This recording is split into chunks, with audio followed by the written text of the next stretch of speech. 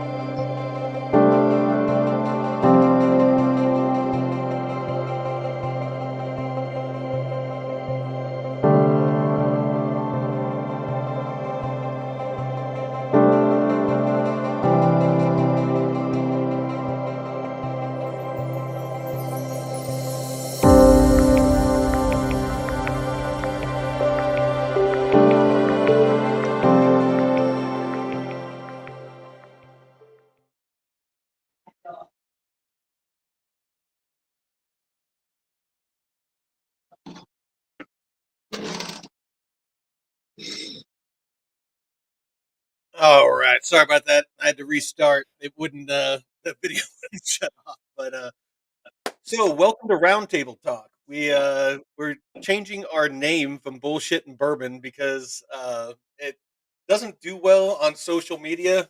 It's really hard as far as analytics and things like that. Um, we kind of started it as more of a parody and kind of a joke, and we're gonna smoke cigars, drink bourbon, and talk shit. And it's since evolved a little bit. So welcome to Roundtable Talk. I'm Mike. This is Taylor, and we might be having some other people join us here in a bit. But this episode, if you could, please like and share the.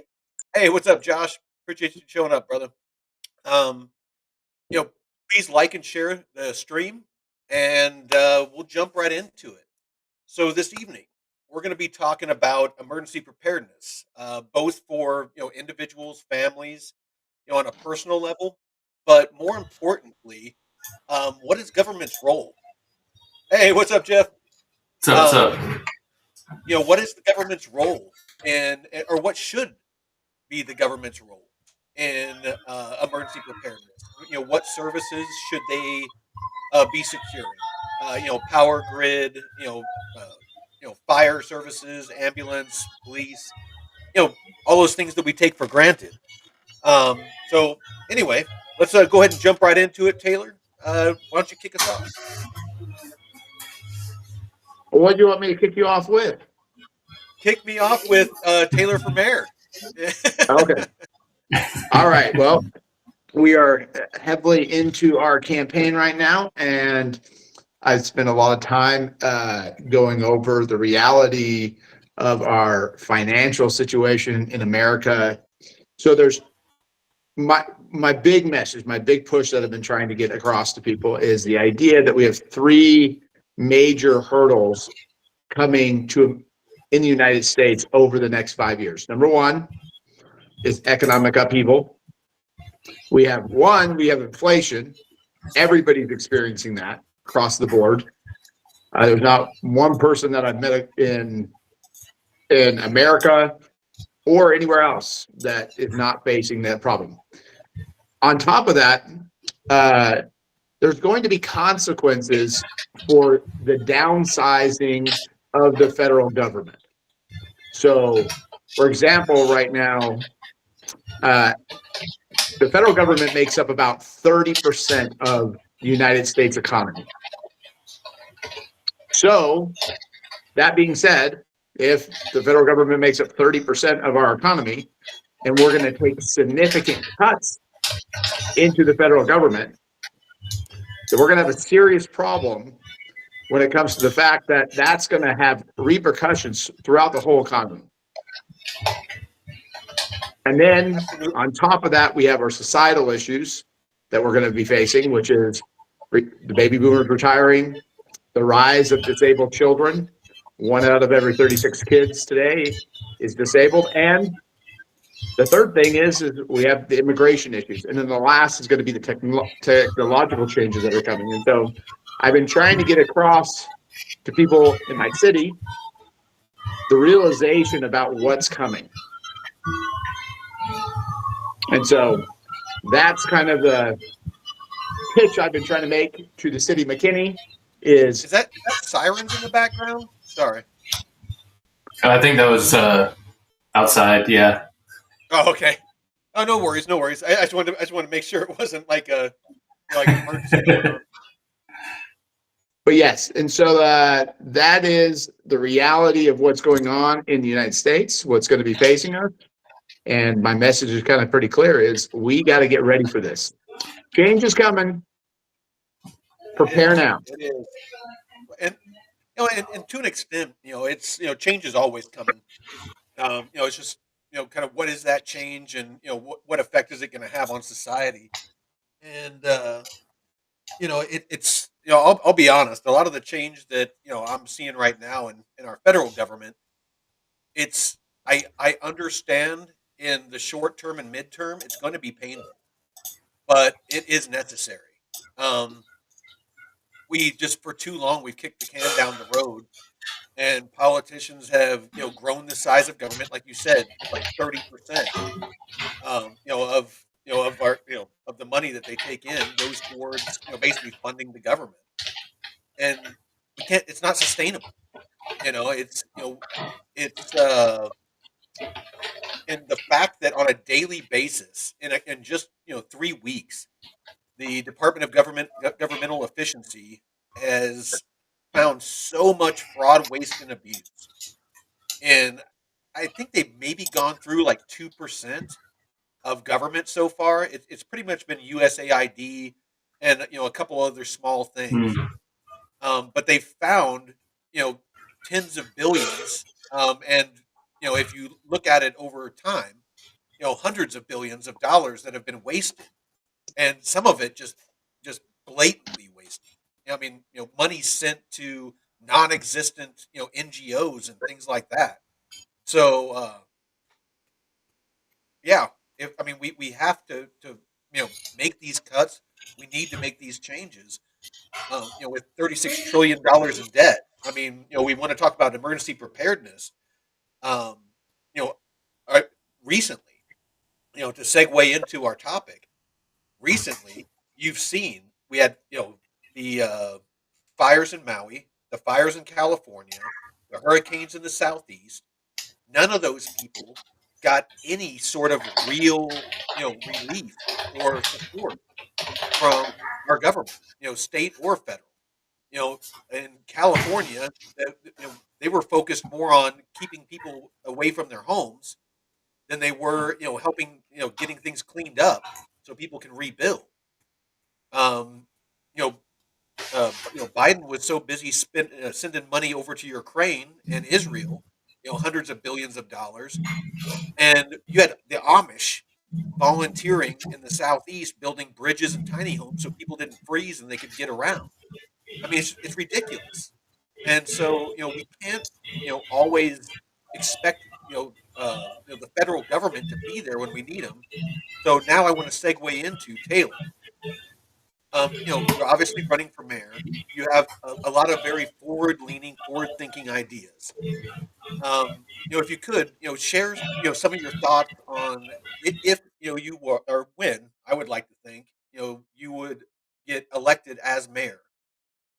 What would be, how would you prepare McKinney for the future, and why is it that you feel those are priorities?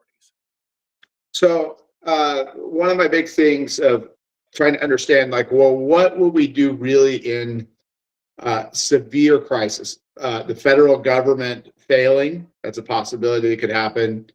If you had like a natural disaster in the sense of significant, like in Texas, our grid failing would be our worst case scenario, or having some massive terrorist attack. That's a concern people have. Well, what would we do in that type of a situation? Well, the reality is you have to rely on your community. Like throughout history, it has always been your local community, your neighbors that you need in crisis. The problem has become since COVID, people have not got to know their neighbors. They've been so enclosed. We are become a society where we have online friends. We don't have that many in-person friends. And when we do have in-person friends, and when you live in a large city, they aren't your next door neighbors.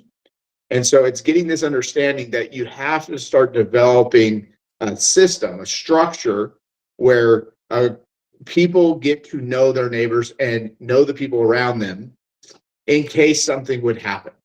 You know, if some kind of serious event took place, well, there are a few things that you have to worry about. But if you're trying to survive yourself and you don't know your neighbors, that's going to be a really difficult situation to face all by yourself. It's actually impossible. You're basically certain to die if you don't know your neighbors.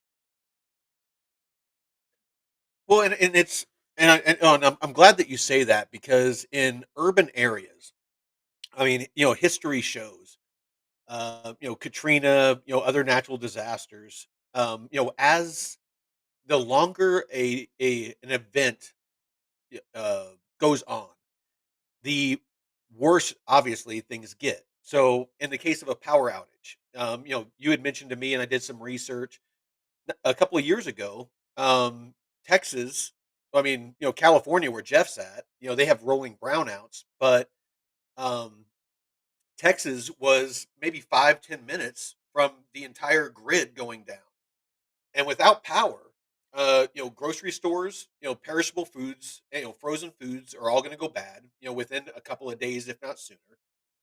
Medical hospitals usually only have about 2 weeks worth of diesel fuel to run the generators, and stoplights, things like that aren't going to work. Gas pumps aren't going to work. Obviously lights aren't going to work. Um, there's a lot of things that aren't going to work. Pumps for water, sewer systems are going to back up. You're going to have disease and pestilence and rats, whatever else that are going to start running rampant. Garbage isn't going to get picked up. People, as they get desperate, they're going to start looting and going, once the grocery stores and the big box stores are looted out, they're going to start coming together into groups of people, and they go door to door. So if you're trying to survive in your house, how long can you hold off? How long can a husband, wife, and their couple of kids, hold off mobs of people, looking Yeah. for food and water and whatnot? So It's we were you know it, 4 minutes and 37 seconds away from our total grid collapse in Texas, which would have yeah. taken 2 weeks to a month to turn back on. Millions of people would have died in February of 2021. Our governor's And reaction, and just so people out there understand, that's not a guesstimate. That's a fact. yeah, Um, they've come out with a report. The governor's response was, "Well, that was once in a 500-year storm." Well, that's not the case. If the storm that just, I don't know if you guys witnessed it, oh but no, I for, saw on social media you and the kids were outside throwing snowballs and stuff. I mean, well, it's yeah, but the one that just happened 3 weeks ago, where Florida got snow on the beach, yeah, if alligators that, were frozen under the water. yeah, if that would have hit Texas, if that would have shifted to us, it would have been game over.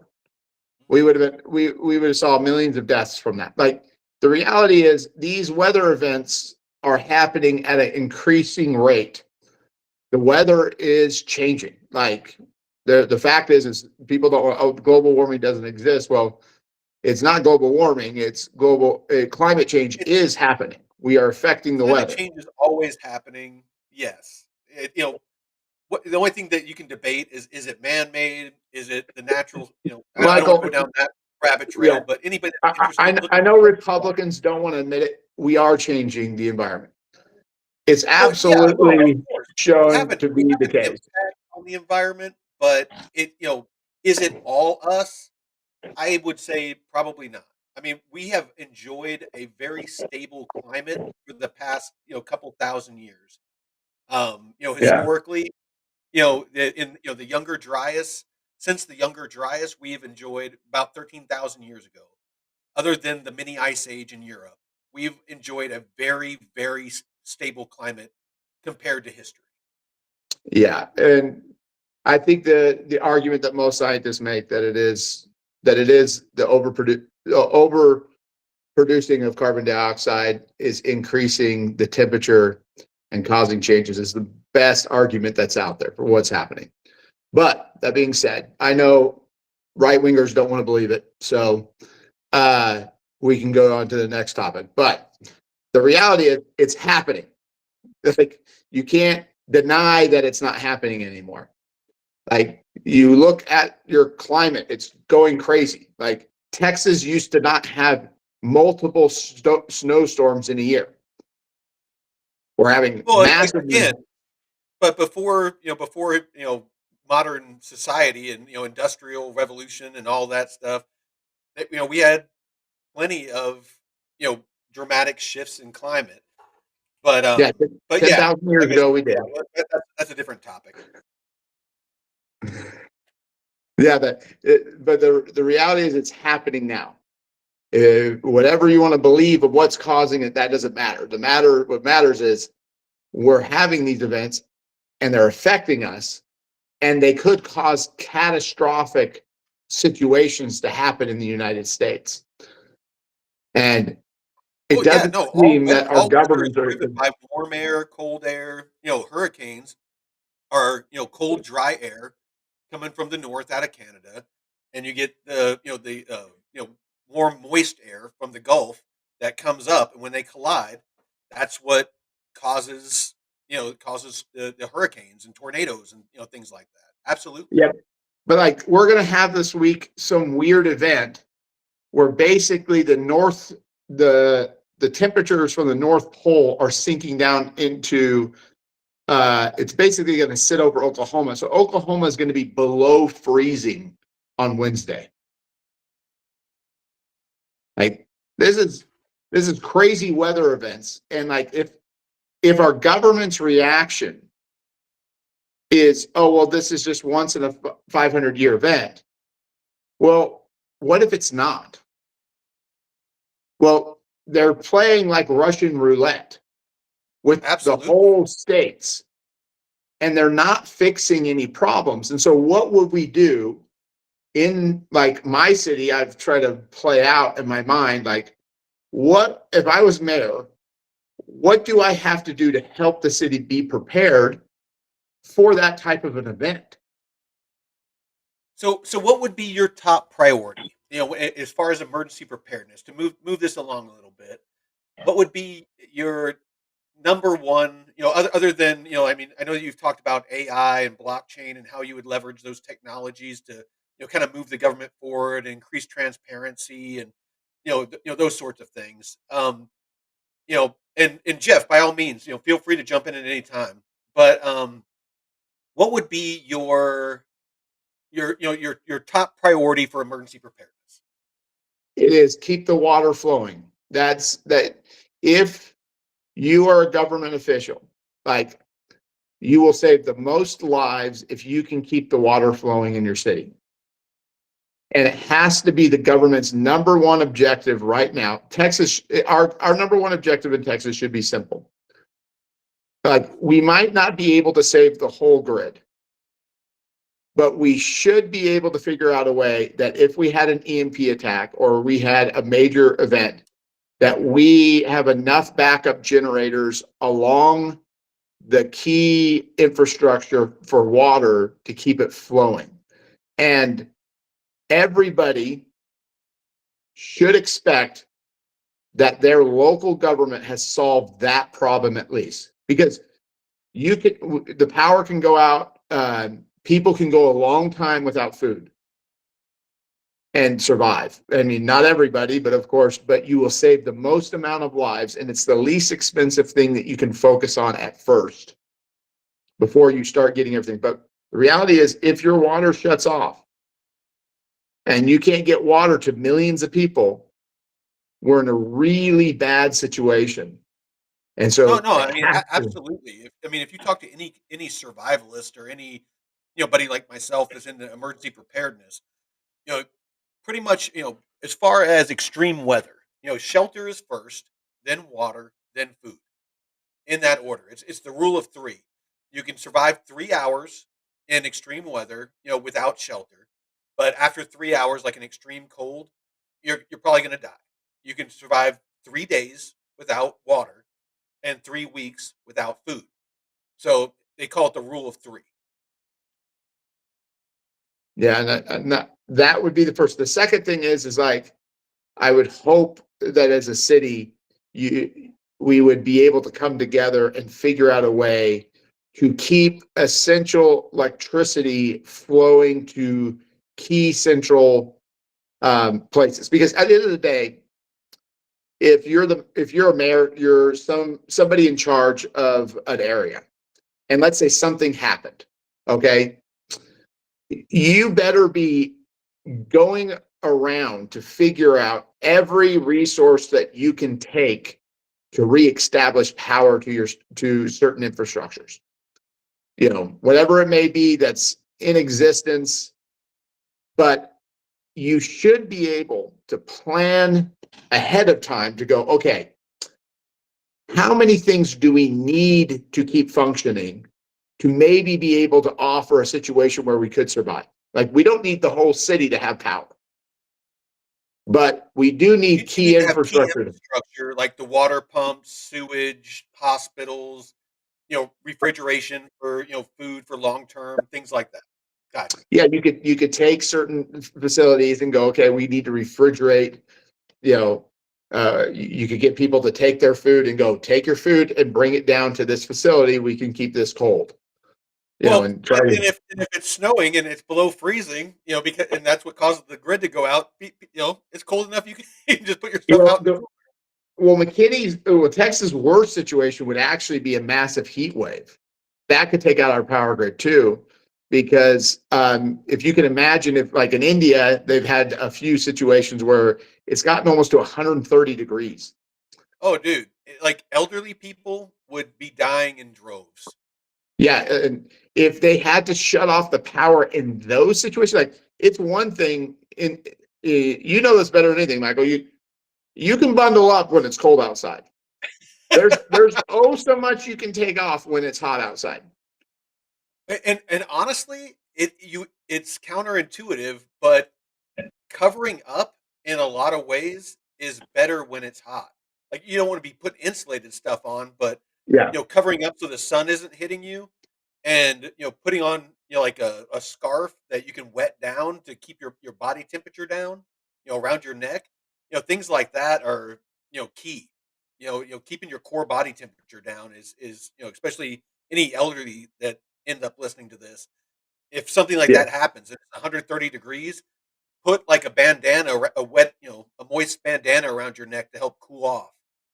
yeah. And like, if you can, but the problem is if Texas had that kind of a situation, a massive heat wave, and then they started doing rolling blackouts, uh, that's that's going to be a really, really bad situation, especially for the elderly, like you said. Like, even myself, I'd probably die. I can't handle heat. Yeah. I mean, I obviously I can deal with plenty of extremes. So, um, So so Jeff Jeff, is Jeff in California? he's in Yeah, California. I'm in the Bay Area. He's in the throat of hell. Yeah. So are you guys having like Southern California? Are you guys having like weird situation? I know like California, like Southern California has had a few summers where it just got really hot and no one has air conditioning. No, we don't have the we didn't really get the blackouts up here like they do. Can you hear me? Fine. Yeah. Yeah, we can hear you. Okay. Just want to make sure. Yeah, so we didn't really have to worry about it too much, but I know in SoCal they get the rolling blackouts more often. But up here, I mean, we've just had the fires to worry about. Um, I think there was a little earthquake that was came through the other day, but it What hasn't really, thankfully, it hasn't been as serious in this area. if you guys had a massive earthquake? What is the city's plan? Like, what are you supposed to do? Do you know? Oh, I don't know. Get under your Yeah, desk. yeah. So, so the no one's like no one like nobody in the city or anybody has any kind of like, Put a hey, mask on. our whole power grid goes out because of a 9.2 earthquake. This I haven't looked. They might have. I'm sure that they And should, but if now, I've talked to my friends, my girlfriend, and we've come up with like meeting points and stuff in case of certain emergencies. If our house is destroyed and shit, and we're out, we've got meeting points and stuff to go to and things to grab. But as far as the city or the county, um, I don't know. And the thing with the power grid, the transformer shortage that we have is pretty alarming too. We get an those, EMP attack and we can't get those that aren't transformers here in aware, time. we are Yeah. almost 100% reliant on China and Mexico for those transformers Jeff's talking about. And Hmm. Biden gave all of our reserves to Ukraine to rebuild their power grid. And so we have nothing. We don't build those. So little food for thought. Hmm.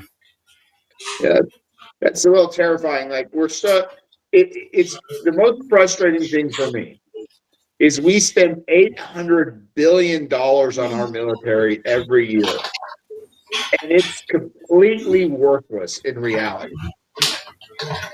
We Easy. are so easy to defeat. You launch Hmm. one nuclear weapon and you explode it over the United States, and Oh we're all yeah. dead. Like that's it. That's No, the yeah. Nuclear war, absolutely. It's it no, no. would You take. just need one, Michael. You don't need many. If you have China building these transformers, they can put a little EMP switch in there or something. So They could basically, plan a whole attack and Yeah. shut the whole fucking country down. with known technology, the largest EMP would be basically a nuclear warhead detonated at the optimal altitude. I've done the research on it, and many people much smarter than me have. You can look it up. Yeah. So like It a would take terrorist it, would- organization could do this. it would take like it takes 6 or 7 precisely positioned nuclear blasts in the upper atmosphere to Mm. cause a cascade effect that would take down the entire United States. However, you are in part correct, Taylor. If one in, say, like the eastern seaboard could cause a cascade effect that would just cause huge amounts of and have a huge impact on the United States. So imagine the whole eastern seaboard power grid going down. It's happened before. They managed to get it back up, but if we don't have those transformers to get it back up, and and all the wires are fried, and all of that sort of thing, Mm. then you start getting into a lot of chaos, a lot of confusion. It weakens us to the point to where a ground invasion is possible. There's a lot of there's a lot of different ways that we could have that discussion. But I don't want to go. I don't want to go that deep on this. But I do want to, Josh. I kept it up here because I wanted to make sure that we. I want to ask you this, Taylor. So, as mayor, I know that a part of your platform is to get the city ready for natural disasters or events. And he says, getting to know your neighbors sounds great until you realize that many of them are uninterested in prep or they're not prepared, don't believe in conspiracies, many have no skills or no desire to start. So, how would you incentivize your community to, for each household to prepare with medical supplies, food, water, skill sets, have a role if something happened to activate and be a part of the solution and not the problem, so that people don't end up preying on each other. What would you do as mayor? So my goal was to create like a plan for my city. And my city, I took this from the Philippines. This concept is they're called barangays. In the Philippines, they break their communities down to 3,000 to 5,000 people clusters, and they name it. They have like a barangay captain, a person that's in That's smart. charge, and that person is role is to make sure that the people in that community are taken care of. And that's because the Philippines, they constantly have minor, local disasters that they have to deal with, and they need somebody. And so they're used to this pattern. We haven't experienced that in the United States. So I would break down McKinney, my city, into 70 clusters, because in each 3,000 groupings, there are going to be preppers. There's going to be people that We're like like it and we're want to like a be a part. virus. We're everywhere. You guys are everywhere, but there's people in those communities that if you structured your city and you said, hey, this is neighborhood cluster, alpha, who's interested in being in charge of the emergency preparedness plan for this area? You would be able to locate somebody and then bring them together and say, hey, you 70, you 70 people, you volunteered for these positions.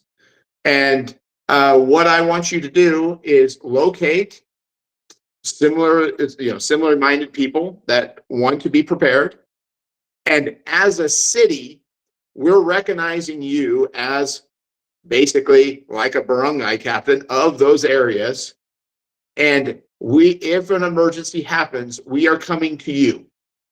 We expect you to do the best you can to communicate and prepare your local neighborhoods for whatever disaster may come.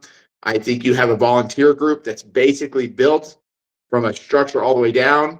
And you can just say, because people will do this, they don't need to be paid to do this. They will do it because they enjoy to do it. It would They're get people passionate. in your Yeah. community that are like-minded to know each other and be involved, and you can work and you can create that hierarchical structure within your city. But the most important thing, the city would know who to turn to in an emergency. Like right now, my city has no plan. So What would you do? my next question to you would be, how would you incentivize those barangays, or whatever you call them? Yeah, Brungai. Um, yeah, barangay. How would you incentivize them, and what resources do you feel you would be able to offer them to, one, prepare ahead of time, and two, once a disaster struck, that you could offer them. And logistically, I know that I'm throwing a lot at you. Logistically, what are your thoughts on how to have those resources, on the ready to deploy in a situation like that? Well, humans are very interesting. Once you give a structure for people, they can run with ideas. Like the problem is when there is no leadership that's going, we're going to create this structure and organization, like, and it's going to be completely volunteer. We're going to create a volunteer group, and we're going to create consistent meetings. We're going to allow you to use government facilities to communicate. We're going to get to know what's going on. Because most of the city isn't going to be willing to take, the funds from the government to pay for things. It's Well, like they're just going to well, go, this is stupid. We're funds wasting time. aren't necessarily as important as resources in an emergency situation, especially one that's drawn out like over 30 days. Um, so I mean, I guess my question would be, what do you see? Let me rephrase it a little bit. what do you see the role as, the mayor and the mayor's office and the city government? Um, I know that you have a vision of, hardening the power grid, hardening certain, key infrastructure. You know, what would be your role to build the foundation so these barangies or barangay would have the stability to be able to, shore up, with Yeah. their doing their things with getting individuals ready and organizing to where, you could keep the power flowing and the water flowing and emergency services going, things like that. Well, because Michael, in McKinney, there's probably 5 guys that are like you, at least, that are Only forming. five. Yeah, well, at least, okay. And you can basically take guys like you that have military experience and know what to do, and go, here's the reality. You're not going to convince your neighbors to do anything right now, but here are the central things. One, for the mayor to know, be like, hey, mayor, this is what we need the city to be able to do for us in an emergency situation. This is the bare bones basic thing that we need to make sure it's functioning. Okay, we need, like you said, power to the hospitals. Maybe we need a few places to store food and do things like that during any kind of situation. But more importantly, you take these experts to educate the people in the certain area, going, if an emergency happened, you guys are probably going to be on your own. All right. At the end of the day, when the essential services are gone, you're going to have to try to make sure and keep your communities together the best you can. And so it's teaching them, well, in a reality situation, if this happened, how would you be able to get power? Well, a lot of people in our community have solar panels on their homes.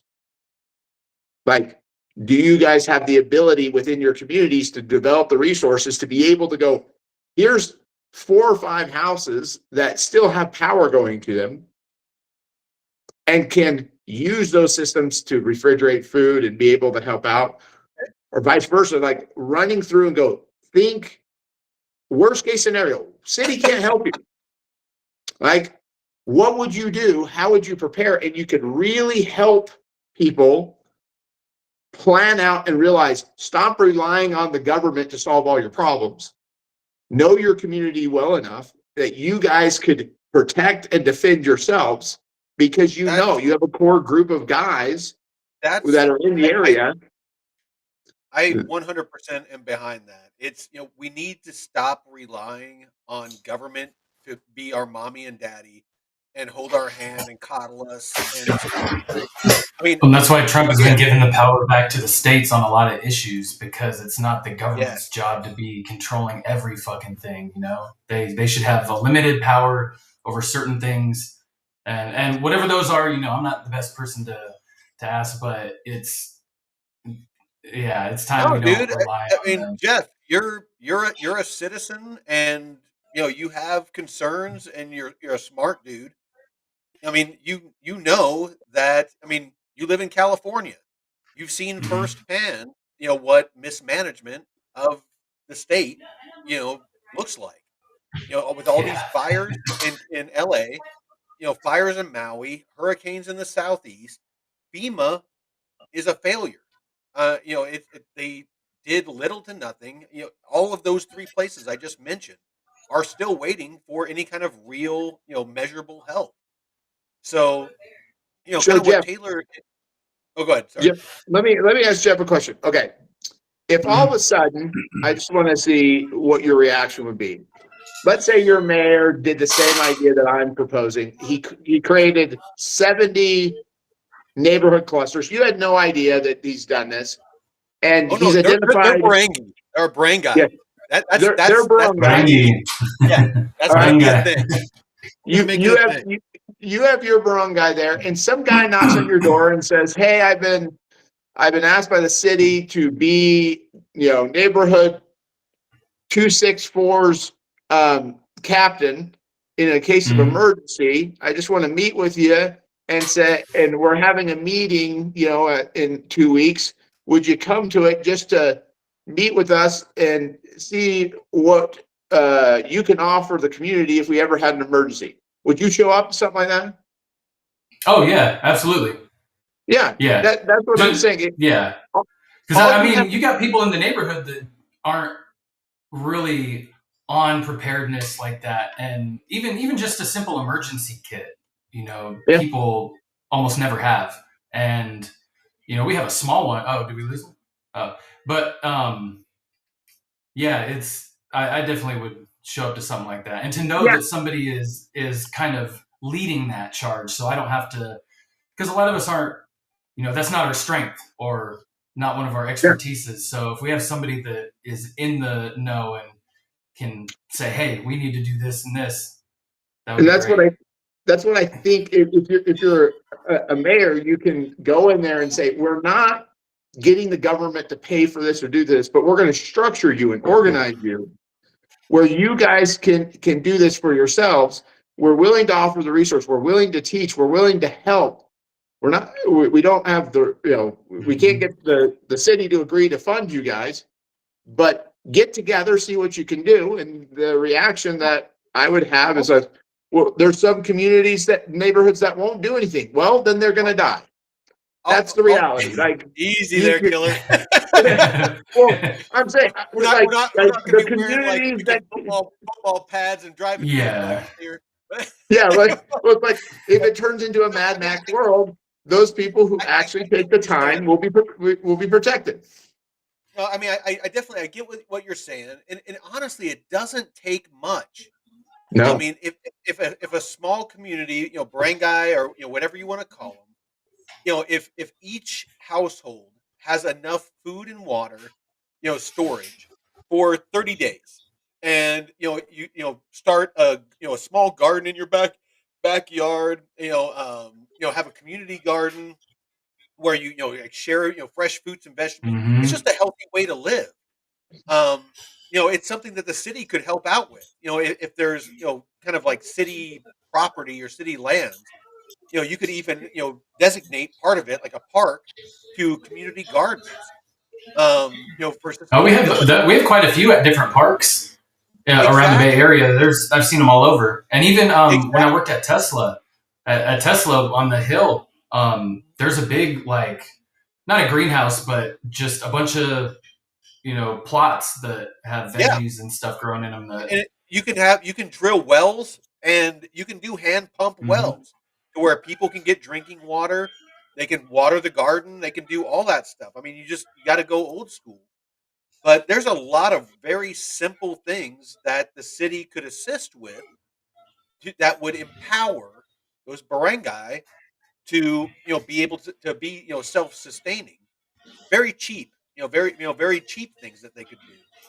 And of course, green areas, help out with cutting down. Somebody in the chat earlier was talking about all the blacktops in cities and stuff. Is a lot of the and Taylor, to your credit, man-made climate change. It's been proven that huge cities with all the blacktop roads and things like that, and all the cement that retain that warmth from the sun all day long, and it radiates that deforestation, things like that, that the kind of carbon sponges that trees are, and that sort of thing. We do have an impact, absolutely. um but my kind of my point is that by creating these barangay, I can see how it could be definitely be beneficial. And then of course solar panels, things like that down in Texas would be huge. I mean, if even a small amount, or maybe like a tax incentive, or some sort of thing to incentivize people to put solar on their roof, to where these barangays would have what you're talking about. Enough power to, as a community, maybe not every household, but maybe like every 10th house or every fifth house, had the ability to refrigerate insulin and medications, food, Mm. critical things like that. to where they could ride out a long-term event. Absolutely. Yeah, and then the city as a whole can have a plan to go, okay, well, our worst case scenario, how would we like rebuild our city to be able to function in some kind of crisis situation like this? But know the basic essential things that you would need to be able to pull that off is I think key. And that just, I really believe that there are enough people in any community that would be happy to volunteer and put that together. Well, and from a logistics standpoint, and just my military mind and the way that it works, what we're talking about right now is the key foundation of a society. Being able to have water, Mhm. food, and shelter. Now, I would like to. I mean, we can talk about this topic, or this aspect for quite a while, but for time's sake, I would like to move on to the fact that after being able to shore up that foundation, that would actually allow emergency services like police and fire and things like that to function properly for a longer period of time. If people, if police officers, fire, medical personnel knew that their families were taken care of, they wouldn't abandon their post, for all intents and purposes, to go and protect their families. They would continue to do their job and protect the community. Because anybody, myself included, if as soon as I felt like that society had degraded to a point to where I couldn't, my family wasn't safe, they're my priority. I'm going to leave whatever Mhm. it is I'm doing, and I'm going to go protect my family. So, you know that your head's in the right place. Shore up that foundation. Smaller groups of people are going to be more successful at that. Delegating that down to the lowest level possible, and then implementing that to allow the emergency services to continue on, because history has shown, Katrina. I had friends in the National Guard that went down there to try to help people, and they were getting shot at in helicopters trying to get people off of rooftops because looters were, thought that they were police, trying to stop them from looting, and they were taking pop Oh shots. shit. So, yeah, I mean, it's how would you, Taylor, see in either incentivizing or ensuring critical services like fire, law enforcement, medical services, other than water and because obviously water for hygiene and whatnot, and power. How would you see ensuring keeping those services flowing in a 30-day plus scenario? Well, so as I've thought through the scenario, one of my biggest issues is the fact of where McKinney is located. Like, I could create the most perfect plan for McKinney, keep everything functioning, but if the other cities around us are dysfunctional, there's going to be masses of people coming in trying to take our resources because they're starving. Ah, So Oh yeah, you're right it, outside like huge cities. yeah, and so the Dallas, Fort Worth. reality, Shit. yeah, no, like the reality is you have to get a buy-in after you get your city functioning. You got to get a buy-in from the other cities around you that they're trying to do something similar and motivating their communities to do so. But ultimately, I came down to, what if you couldn't? What would I have to encourage within? And basically, it would be that each one of these barangays would have to function with their own security. Like, they would have to know that, okay, you guys are going to be dependent upon each other, because the police, the fire, the firefighters, there isn't enough to protect the whole city from what would happen. And All right. so it's a hope that you can give this vision to the broader area, that every city in the air in the DFW area would look at it and go, we're all going to have a plan ourselves if this happens.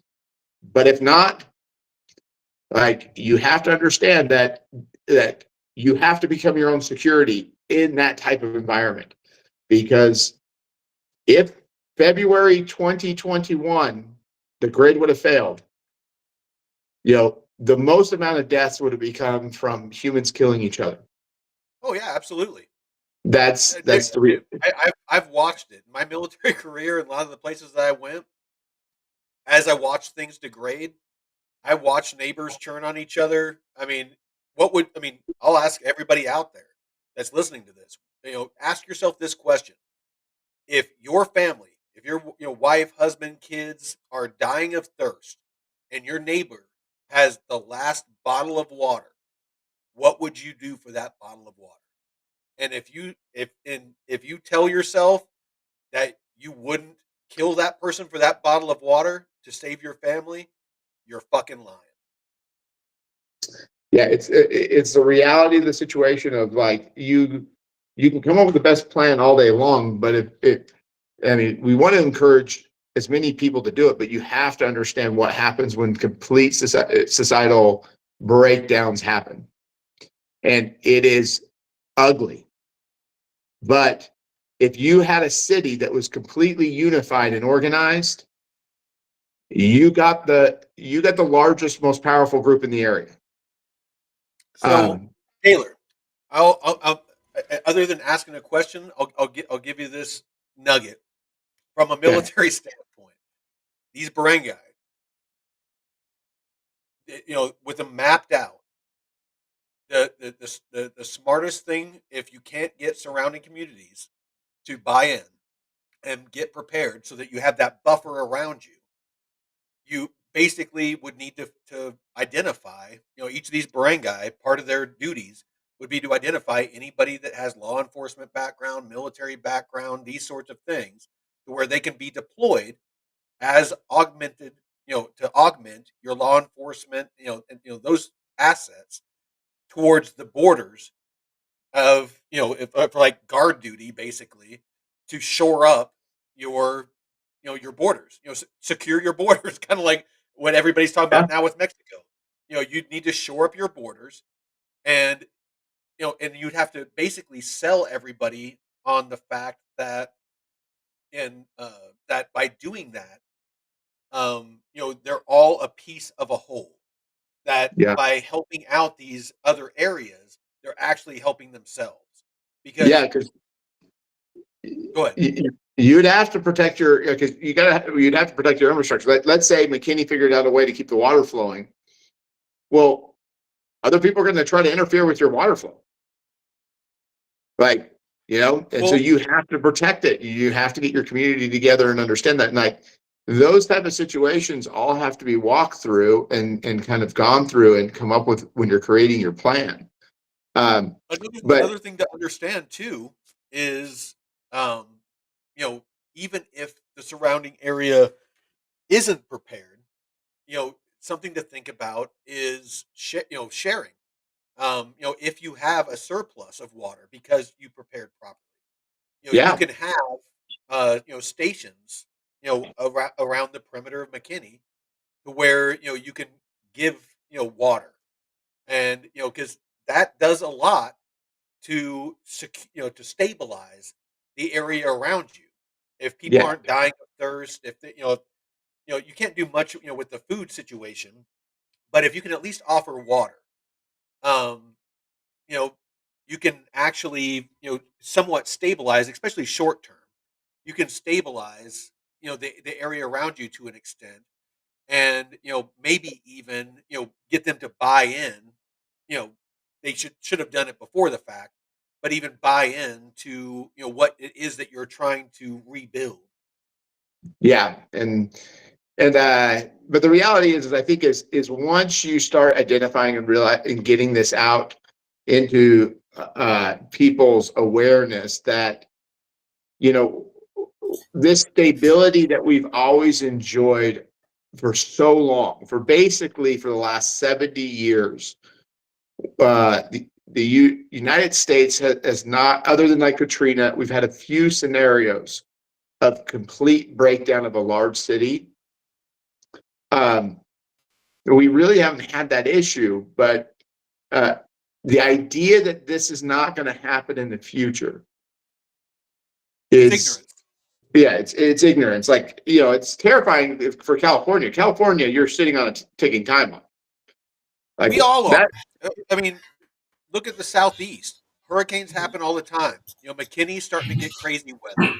California has Mhm. earthquakes. I'm not far from basically the world's largest super volcano.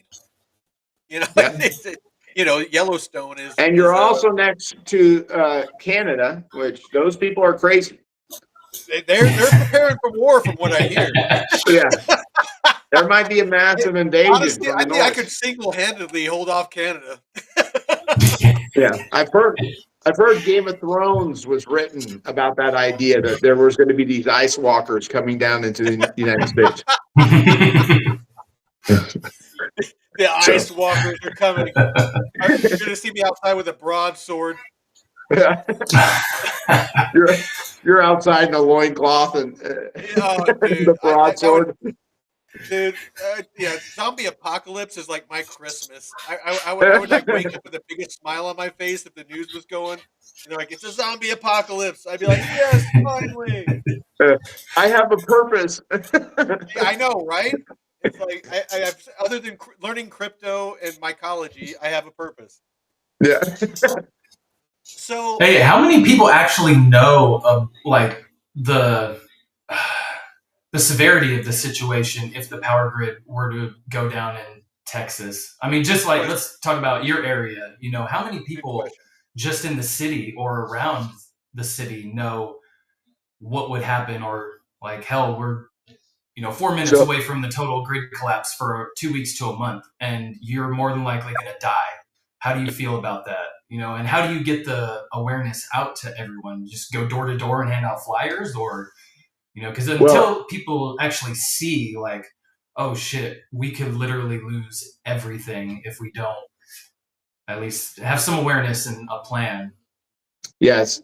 So 5%, like I would say about 1 out of every 20 people I talk to know about the 2021, the severity of the situation. There's about another 20% that kind of have an idea. They knew it was bad, but they didn't know how bad it could have been. But there's like 5% of people, I'll start talking to them and they're like, oh yeah, yeah, yeah. And then they just go off and they really understand it. And They're like me. They like data dump on you about preparedness.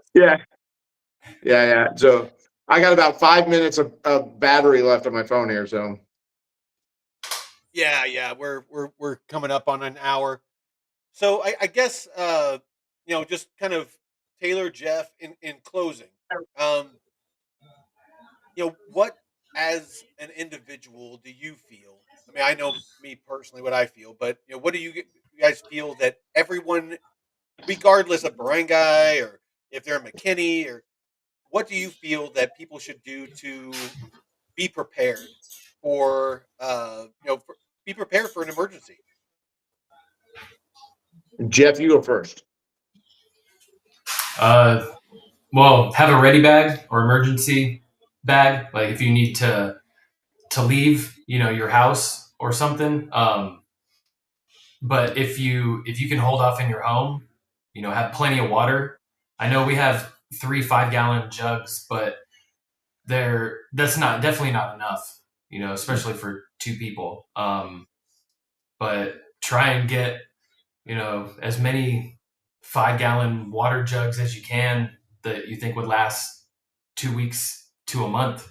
I mean, at least, just worst case scenario. But that and yeah, build a garden bed if you can. Plant some stuff in. I don't know. Build a vertical garden in your closet if you don't have any land to utilize outside. There's stuff That's that you called can weed do cultivation, inside. Josh. Hydroponics. Sorry. Yeah, and just the thing with the community, having a designated person would be amazing. Just to have a point of contact for everything.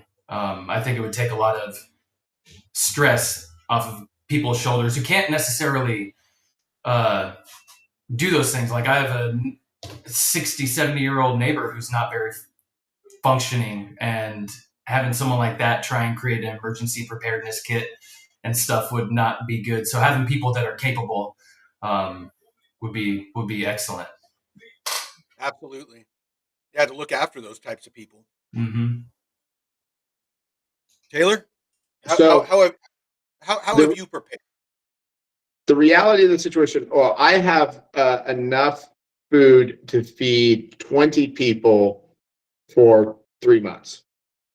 Nice. The, the reason why is You because you've heeded my call. yeah, the reason why I went to that extreme was because I realized I would need a small army to actually survive. Um, in this city, the gangs would form into large little armies, and they would just go around and steal resources. Um, Yeah. and so you have to have enough. Now, I've realized like even for 20 people wouldn't be enough to survive. You need your whole community to come together. The reality of the situation is we live in these communities of millions and millions of people. We have never dealt with a situation of everything falling apart. And if it ever did fall apart, the larger your community is, the most likely you are to survive. And Yep. so if you need to if you can't get your city to focus on it, then maybe make your own brum guy. Say, hey, we're going to have our own little group here, and we're going to go around and put a group together and say, hey, we're all going to help each other in the worst case scenario. Like Michael and his community will survive. They all know each other. They're close knit. They talk to each other because they have to. They have to get in that situation. It's large people in suburban cities and especially major cities. We're the ones really where it's a disaster if You're this vulnerable. doesn't. Yeah.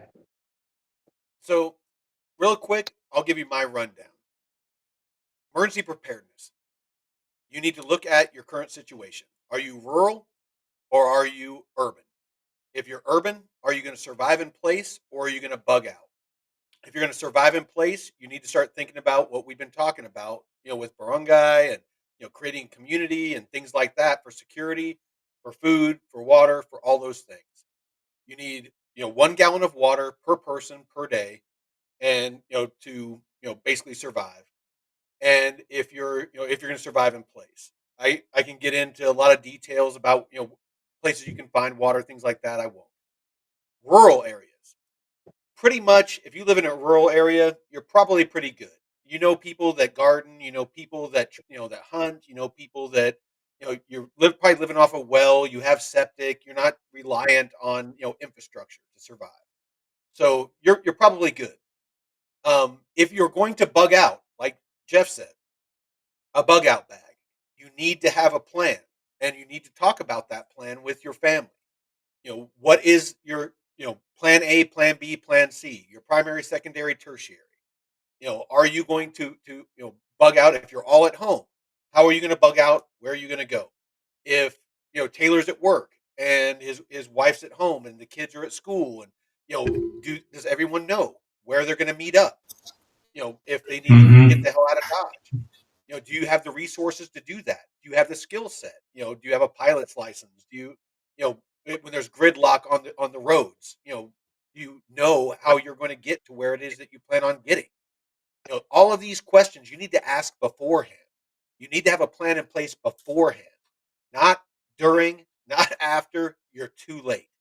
You don't want to be, one of those mindless, zombies that are at the grocery store, punching people for toilet paper. You want to be the person that is just as soon as something happens, everyone just springs into action. So if you have a brungai or something like that in an urban area, awesome. If you don't, get started now. And if you can't get a community together, then you need to start thinking about where you're going to go to get out of that urban area, because in a long-term situation, things are not going to go well. And I'll end with that.